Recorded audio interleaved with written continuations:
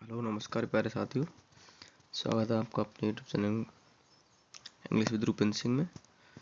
आज पेपर हुआ था हमारा senior secondary examination 2020 English compulsory का। उसको हम आज सॉल्व करेंगे। ठीक है, पहला क्वेश्चन देखते हैं। सबसे जो पहला क्वेश्चन ये है कि पैसेज दिया हुआ है और पैसेज को सावधानी पूर्वक पढ़ना है और इसके बाद इसको हल करना है। ठीक है, तो पैसेज को पढ़ लेते हैं। आपने पढ़ा होगा तो मैं डायरेक्ट इसके आंसर पर चले जाता हूँ। इसका क्या क्या आंसर है। ठीक है, पहला क्वेश्चन दे रखा है कि what are the shopping centre of sign of. तो पहला दे रखा है कि what are the shopping centres a sign of. तो इसमें इसका जो उत्तर रहेगा वो रहेगा कि shopping centre are a sign of dizzying economic growth. देखो यहाँ पे लिख रहा होगा, मैं आपको बता देता हूँ। ये रहा पहली लाइन कि they are a sign of dizzying economic growth. ये जो पहली लाइन है ना, ये इसका उत्तर रहेगा। ठीक है, जिसके बाद आगे बात करते हैं दूसरे क्वेश्चन की। दूसरा question, why do many young people shop at that malls. कि उस मॉल पे बहुत सारे जो लोग थे ना, वो क्यों शॉपिंग कर रहे थे। क्योंकि इसका जो उत्तर रहेगा, इसका उत्तर रहेगा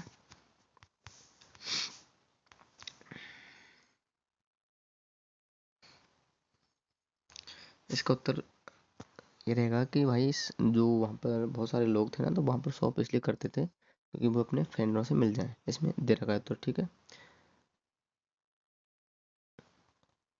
इस प्रकार से इन सभी प्रश्नों के उत्तर हम दे देंगे। बात करेंगे लास्ट वाले क्वेश्चन की, जी वाले क्वेश्चन की, इस वाले क्वेश्चन की। ठीक है, तो इस वाले क्वेश्चन को जो ये दे रखा है कि find out the word from the passage which mean the same as, यानी कि आपको सिमिलियर वर्ड देखना है इनका। तो पहले दे रखा है कि वेरी बिग इन साइज, जो सबसे बड़ा साइज में। तो जब जो सबसे बड़ा साइज में, तो इसका जो उत्तर होगा वो होगा भाई साहब मैसिव। उसको बोलते हैं मैसिव। जो आपको मैं बता देता हूँ, ये लाइन मिलेगा कि भाई यहाँ पे इस वाली, इसमें कौन सी लाइन मिलेगा, माई मेन एग्रीमेंट, ये रहा ऑफन मैसिव।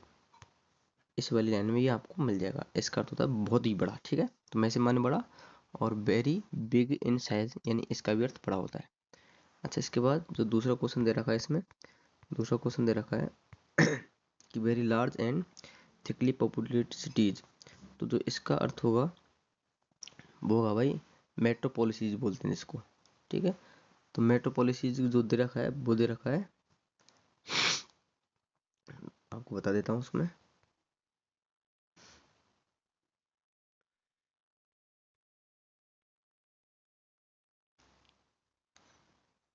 मेट्रोपोलिसीज इसमें दे रखा है,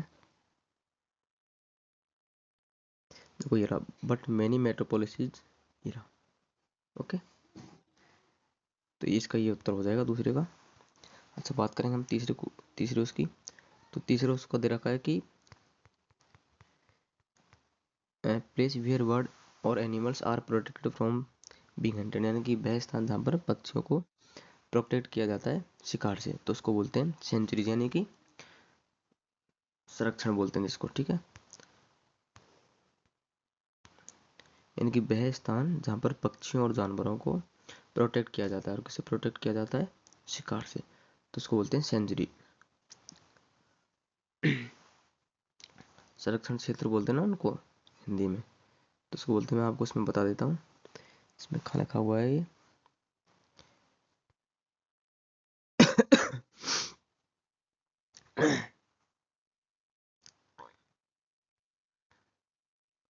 सेंचुरी, वाइल्ड लाइफ सेंचुरीज होती है ना, तो उनको बोलते हैं सेंचुरीज।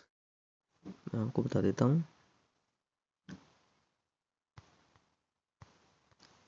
इसमें मिल जाएगा आपको।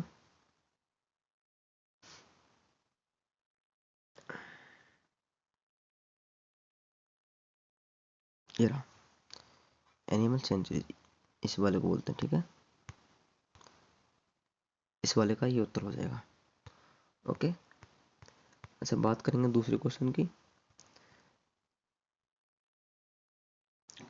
तो दूसरा क्वेश्चन है, वो भी आपको इसी प्रकार से पैसेज को पढ़ना है और प्रत्येक के उत्तर देने हैं। पहला क्वेश्चन पूछा है कि वेयर वाज रामानुजन बोर्न, कि उनका जन्म कहाँ हुआ था। तो जो रामानुजन जन्म हुआ था ना, वो हुआ था एरोड में, ठीक है। इसमें दे रखा है उत्तर, बहुत अच्छे प्रकार से आपको पढ़ना है पूरा पैसेज। ये रहा, ठीक है, एरोड, कोयम्बटूर और 1887 में, ठीक है। देखो ये रहा पहला उत्तर, Ramanujan was born at Erode in Coimbatore 1887। Okay, इस प्रकार से आपको सभी प्रश्नों के उत्तर देने। बात करें हम लास्ट वाले क्वेश्चनों की, यानी आपको find out the word for rich. आपको तो इसको सभी को पता होगा कि रिच। हाँ, अगले क्वेश्चन की बात करेंगे। अगला क्वेश्चन ये है कि फाइंड द अपोजिट वर्ड। इसका अपोजिट देखना है। रिच मान होता है अमीर, तो इसका हो जाएगा भैया पुअर, आपको मिल जाएगा पैसेज में, ठीक है। इसके बाद find the same word for inspire, यानी इसका आपको सिनोनिम्स देखना है पैसेज में से। तो पैसेज में सिनोनियम इसका रहेगा, बहुत ही सिंपल सा वर्ड है, एनकरेज बोलते हैं जिसको, ठीक है, RAGED, ठीक है, एनकरेज। ओके, इस प्रकार से ये आपको प्रश्न करना है। अच्छा, जो तीसरा क्वेश्चन है भाई, बहुत ही अच्छा है, नोटिस आया है कि यू आर अमित या अमिता तुम्हारा नाम है, the sports secretary of government senior secondary school Dausa के आप स्पोर्ट्स सेक्रेटरी हो। और आपको एक नोटिस लिखना है, और नोटिस क्या लिखना है कि इन्फॉर्मिंग द स्टूडेंट, आपको विद्यार्थियों को सूचित करना है। और किस बारे में सूचित करना है, कि उनको इनवाइट करना है of those who want to participate in the inter school cricket tournament, यानी कि आपके विद्यालय से दूसरे विद्यालय में कोई टूर्नामेंट हो रहा है क्रिकेट का, तो उसमें हमें खेलने के लिए जाना है। तो इसलिए आपको एक नोटिस लिखना है कि सभी विद्यार्थी जो इस टूर्नामेंट में भाग लेना चाह रहे हैं, तो वो अपना नाम दे दें। आप हो उस स्कूल के स्पोर्ट्स सेक्रेटरी, ठीक है। तो आपको नोटिस लिखना है। अच्छा, ये नहीं आ रहा है आपसे, तो आप क्या कर सकते हो कि यूर फ्रेंड, जिसका नाम Rahul, has invited you to attend the wedding ceremony of his sister at Udaipur. उसकी सिस्टर की शादी है, तो आपको उसने इनवाइट किया है शादी में, ठीक है, उदयपुर आपको जाना है। इसलिए आपको एक informal reply expressing your inability to attend the ceremony due to your annual exam, आपको इनफॉर्मल रिप्लाई देते हुए, और जिसमें भी आपको इनएबिलिटी यानी कि अटेंड नहीं, यानी कि आप उस समारोह में, उस शादी में नहीं जा सकते हो, तो इसलिए आपको एक रिप्लाई इनफॉर्मल इनविटेशन लिखना है, ठीक है। और क्यों नहीं जाना है आपको, क्यों क्यों नहीं जा सकते उस सेरेमनी में, क्योंकि आपकी उस दिन वार्षिक परीक्षा है। ओके। अच्छा, इसके बाद जो हमारा चौथा क्वेश्चन है वो आई भाई हमारी रिपोर्ट। रिपोर्ट आपको लिखनी है प्राइस डिस्ट्रीब्यूशन फंक्शन पर। ये मैंने आपको बहुत बार बार बता दी, अच्छे प्रकार से आप इसको करके आगे होंगे, ठीक है। इसके बाद अच्छा, ये नहीं कर सकते आप, तो पैराग्राफ भी लिख सकते हो, इम्पोर्टेंट ऑफ ट्रीज प्लांटेशनेशन, यानी कि वृक्षों का जो महत्व होता है, उस पर आप क्या लिख सकते हो, पैराग्राफ भी लिख सकते हो, ठीक है। इसके बाद पांचवा क्वेश्चन कह रहा है कि imagine that you are Harsh या फिर Harsha living in Jaipur, write a letter to the superintendent of police. आपको एसपी सर को लेटर लिखना है, और तुम्हारा नाम है हर्ष या फिर हर्षा, ठीक है। जो कहाँ के हैं एसपी, हमारे सर जयपुर के। और उनको अच्छा किस बारे में लिखना है कि about the increasing incident of chain snatching, कि आपके जो जयपुर शहर है उसमें चेन स्नैचिंग हो रही है, यानी कि जो जेब कतरे वाले हैं, चैन काटवा रहे हैं, वे धुआंधार चैनल ने लेके जा रहे हैं, ठीक है। इसलिए आपको एसपी सर को इन्फॉर्म करना है, और रिक्वेस्ट करनी है him to take strict measure to control the law and other condition in the city, कि किस प्रकार से उन कंडीशन को हैंडल किया जा सके। आपको ये फॉर्मल लेटर लिखना है। क्या लिखना भैया, फॉर्मल लेटर, ठीक है। आपको मैंने फॉर्मल लेटर बहुत अच्छे प्रकार से बताया है, आप लिख के आ गए होंगे 100%। इसके बाद यदि ये नहीं किया है आपने, तो फिर जॉब एप्लीकेशन का ये भी लिखना है, ठीक है। कि मिजन यू आर ज्योति या फिर जयेश लिविंग इन कोटा, और यू आर पोस्ट ग्रेजुएट, यानी कि आपने एमए की है और किसी की है इंग्लिश से, ठीक है। और आपके साथ साथ बीएड डिग्री भी है आपकी। तो जॉब एप्लीकेशन लिखना है प्रिंसिपल के लिए। और जॉब कहाँ पे देखनी है आपको, आदर्श सीनियर सेकेंडरी स्कूल कोटा में, ठीक है, आदर्श सीनियर सेकेंडरी स्कूल कोटा में। वहाँ पर एक इंग्लिश लेक्चर की पोस्ट है खाली है, तो वहाँ पर आपको रिज्यूम भी साथ में लिखना है इसके साथ साथ। तो आपको मैंने अच्छे प्रकार से करवाया है। इसके बाद बात करेंगे सेक्शन सी की, ग्रामर की। जो ग्रामर सेक्शन है, ग्रामर सेक्शन में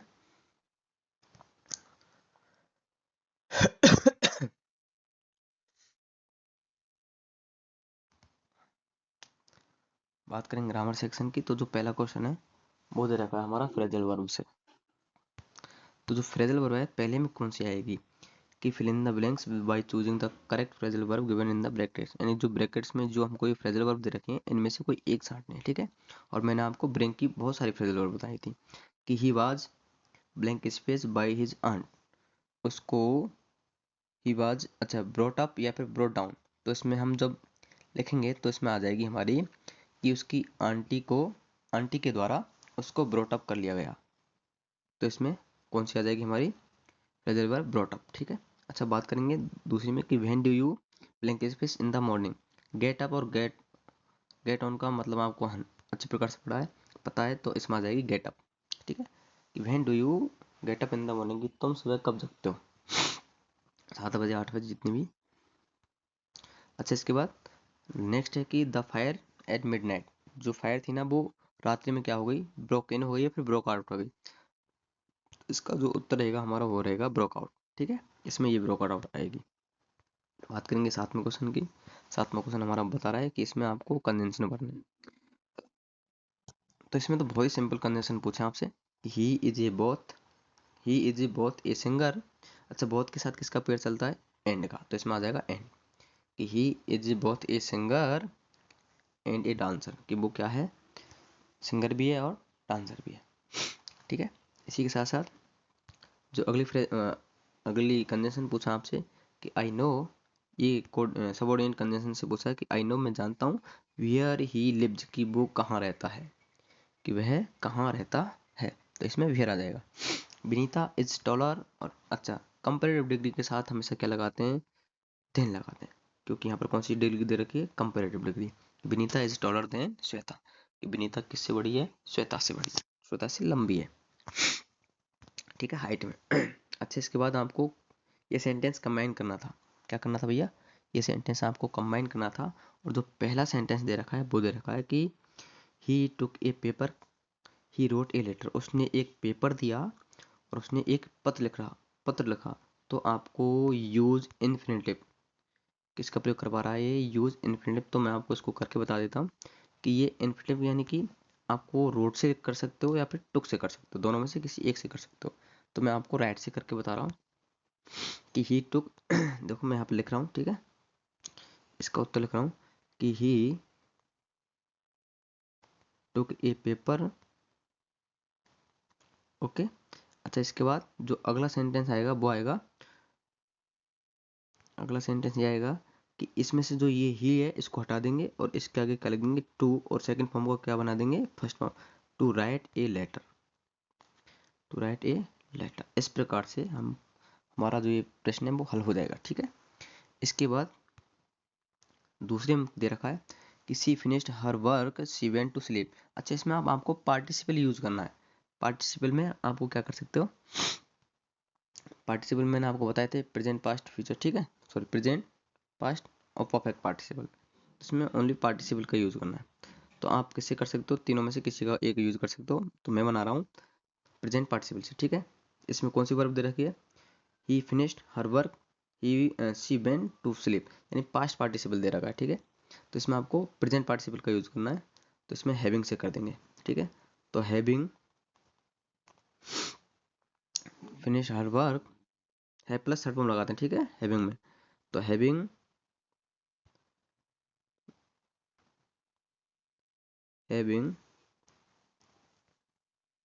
फिनिश्ड हर वर्क, ठीक है। इसके आगे जो हम लगाएंगे वो लगाएंगे comma she went to sleep, she went to sleep, ठीक है, she went to sleep, next लगा देंगे स्लीप, ठीक है। तो इस प्रकार से ये हमारा उत्तर बन जाएगा। अब इसके बाद बात करेंगे अगले क्वेश्चन की। इसमें पूछा आपसे कंडीशनल सेंटेंस, कंडीशनल सेंटेंस की दोनों टाइप पूछी है, एक तो फर्स्ट और एक सेकंड। मैंने आपको बहुत अच्छे प्रकार से बनाई बता रखी है, टाइप 1 और टाइप 2। तो इसमें पूछा है पहली में टाइप 1। तो इसके बाद अच्छा टाइप 1 आपको कैसे पता चला कि इधर पिछले वाले सेंटेंस में आई सेल मीट यानी कि मॉडल के प्रेजेंट फॉर्म के साथ एमबी की फर्स्ट फॉर्म दे रखी है। तो आगे क्या लगा देंगे हम, इफ के साथ सब्जेक्ट, सब्जेक्ट के बाद एमबी की फर्स्ट फॉर्म। कौन सी फॉर्म, एमए की फर्स्ट फॉर्म। तो यहाँ पर आ जाएगी सिर्फ गो। तो I if I go to Delhi I shall meet my brother, कि यदि मैं दिल्ली जाता तो मेरे भाई से मिलता। अच्छा, इसमें दे रखी हमारी टाइप 2, क्योंकि मॉडल का पास्ट फॉर्म और उसके साथ एमए की फर्स्ट फॉर्म। तो इधर क्या लगा देंगे, बी वर्ब दे रखे हमको, तो बी वर्ब के साथ क्या लगा देंगे, वर। क्या लगा देंगे, वर। ठीक है, कि if you were A millionaire you would buy A charter plan, कि यदि तुम बहुत ज़्यादा अमीर होते तो क्या खरीद लेते, एक चार्टर प्लान खरीद लेते, खुद का एरोप्लेन खरीद लेते। ठीक है, इसके बाद आपको ये पैसेज पढ़ना है, और पैसेज पढ़ने के बाद 10वां क्वेश्चन, ये हमारा पहले पार्ट से आ गया भाई, एमएमएल वाले से। ठीक है, इसका मैं आपको बता देता हूँ, डायरेक्ट उत्तर बता देता हूँ इसके। ठीक है, हमने पार्ट तो पढ़ ही रखा है अच्छी प्रकार से, कि that day everything at the school was so still and quiet as. मैंने ये आपको अभी अभी जो बोल दिया था उसमें ये पैसेज भी दिया था, इसका सेम टू सेम पैसेज ये आ गया। तो इसमें उस दिन क्या था भैया, पूरा की पूरी तरह संडे मॉर्निंग की तरह था। किसकी तरह था, संडे मॉर्निंग। ओके, इसके बाद I had counted the common, तो who does the word I refer. इसमें ये आई किसके लिए आया है, उस दिन मैंने आपको बताया था ये किसके लिए आया है, छोटे से फ्रांस के लिए। ठीक है, इसके बाद अगला क्वेश्चन है कि mister M Hamel was walking with a walking stick in hand terrible iron ruler under his arm. भैया उनके जो हाथ थी ना उसकी मतलब, तो इसका उत्तर आ जाएगा हमारा दो, terrible iron ruler under his arm. उनकी भुजाओं के नीचे एक क्या रहती थी, बहुत ही आयरन की रूलर। रूलर जानते हैं, रोल रहता था, डंडा रहता था, जिसको बोलते हैं गांव की देसी भाषा में डंडा बोलते हैं। ठीक है, इसके बाद where could a great whistle be heard usually, हम उनकी आवाज़ को कहाँ पर सुन सकते थे। ठीक है, तो उनकी जो आवाज़ थी ना उनको स्ट्रीट के बाहर भी सुना जा सकता था। ठीक है, आउट इन द स्ट्रीट, यानी स्ट्रीट के बाहर, मैंने आपको पढ़ाया है अच्छी प्रकार से। अच्छा, भाई वाज फ्रांस फ्राइटन, जो फ्रांस था वो क्यों डरा हुआ था इतना, जो फ्रांस था वो क्यों डरा हुआ था इतना। अच्छा, क्यों इसलिए डरा हुआ था क्योंकि उस दिन जो हमारे एम हेमेल गुरुजी थे, वो एक तो बहुत ज़्यादा फ्रांस था जो वो लेट हो गया, और इसी के साथ साथ जो हमारे एम हेमल गुरुजी थे ना, वो उनसे क्या पूछने वाले थे, पार्टिसिपल पूछने वाले थे। तो इसी के साथ साथ फ्रांस बहुत लेट था, और वो बहुत ही ज़्यादा डरा हुआ था, इसलिए। और उन्होंने देखा कि एम हेमल गुरुजी है ना, तो उनके हाथ में एक डंडा है, इसलिए वो बहुत ही ज़्यादा डर गए थे। कौन, छोटे फ्रांस। तो इसलिए इसका उत्तर ये निकल जाएगा। ओके, इसके बाद व्हाट डिड एम हेमेल से टू फ्रांस, उसके बाद जो एम हेमेल थे ना उन्होंने फ्रांस से क्या कहा, बहुत ही पोलाइट तरीके से कहा एम हेमेल से। एम हेमेल गुरुजी ने फ्रांस से कि बेटा शांति से जाकर अपनी डेस्क पर बैठ जाओ, कि go to your place little Franz, यानी छोटे से बच्चे तुम अपनी जगह पर बैठ जाओ, और हम तुम्हारे बगैर इसको स्टार्ट करने वाले थे, यानी पार्ट को स्टार्ट करने वाले थे। देखो मैं आपको बता देता हूँ कि ये रहा, इसका उत्तर ये रहा भाई लास्ट वाले का, कि go to please quickly little Franz we were beginning without you, कि आप अपने उस जगह पर डेस्क पर अच्छे चुपचाप तरीके से बैठ जाओ, वहाँ पर शांतिपूर्वक बैठ जाओ, हम आपके बिना ही इस पार्ट को शुरू करने वाले थे। ठीक है, इसके बाद आपको प्रश्न आपने कर दिए होंगे अच्छी प्रकार से। ठीक है, जो पहला क्वेश्चन है ये चंपारण वाले उसमें से आया है, इंडिगो वाले पार्ट में से। ठीक है, मिस एडवेंचर विलियम डगलस, ये मैंने आपको काफ़ी बार बताया है ये। ठीक है, बहुत इंपॉर्टेंट क्वेश्चन था जो ऐसे कैसे आ गया था। What presented the peddler leave for Edla, उस रेटर वाली कहानी में से ये भी आ गया। ठीक है, इसी प्रकार से अच्छा ये पोएम।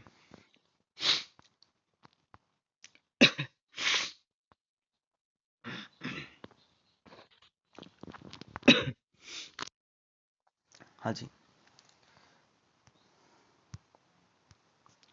बात करेंगे 13वें क्वेश्चन की। तो 13वां क्वेश्चन आया हमारा, एक्सप्लेन, आपको किसी एक स्टेंजा का एक्सप्लेनेशन करना था रेफरेंस कॉन्टेक्स्ट के साथ। जो ये वाली पोएम आई है वो आई है हमारी माई मदर एट 66। ठीक है, यानी कमला दास की हमारी ये कहानी पोएम है माई मदर एट 66। आपको बहुत बार बताया मैंने, ये आपके सभी के सभी स्टेंजा आपको हल करवाए। ठीक है, तो ये आ गई हमारी माई मदर एट 66 से। अच्छा आगे बात करेंगे, ये दूसरी वाली कहानी कहाँ से आई है। दूसरी वाली कहानी आई है हमारी आंटी जेनिफर्स की थी शायद, एक सेकंड, हाँ आंटी जेनिफर्स की से।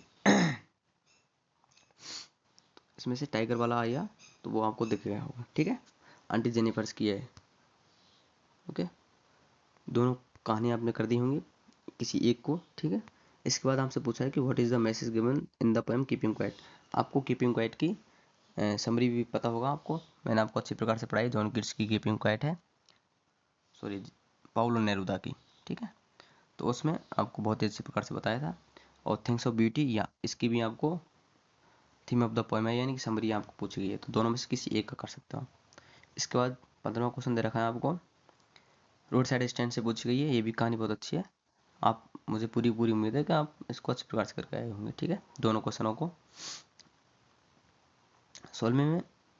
इसमें टाइगर्स लाइफ, जो टाइगर की जो लाइफ थी ना जंग जिलानी बहादुर वाले टाइगर किंग में, दूसरी किताब से, दूसरी बुक्स थे हमारी उसमें से, कि द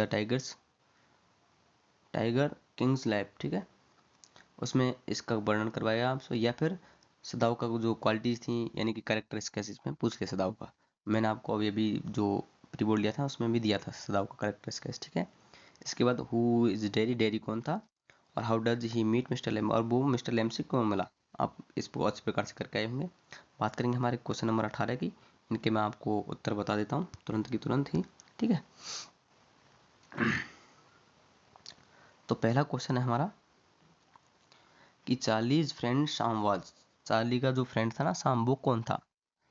केमिस्ट था, या फिर बिजनेसमैन था, या फिलोसफर था। तो भाई वो साइकियाट्रिस्ट था, ठीक है, यानी कि एक मनोचिकित्सक था। ओके, इसके बाद जो दूसरा क्वेश्चन है कि the actual cost of the wooden tiger was only, जो वुडन टाइगर का जो हमारा टाइगर किंग वाली जो कहानी है, उसमें जो वुडन टाइगर था ना उसकी कीमत कितनी थी, वास्तव में कीमत कितनी थी।